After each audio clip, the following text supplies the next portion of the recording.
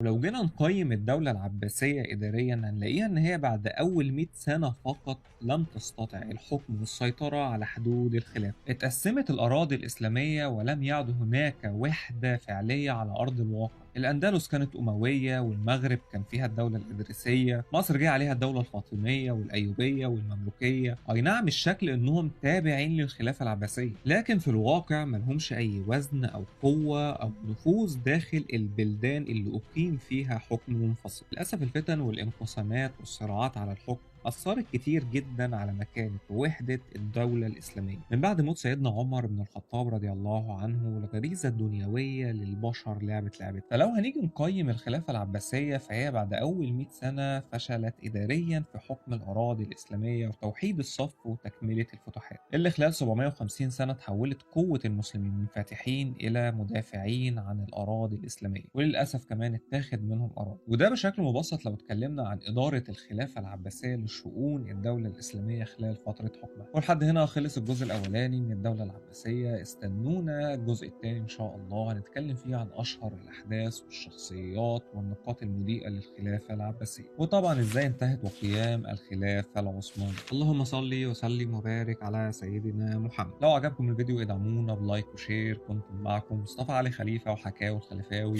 والسلام عليكم.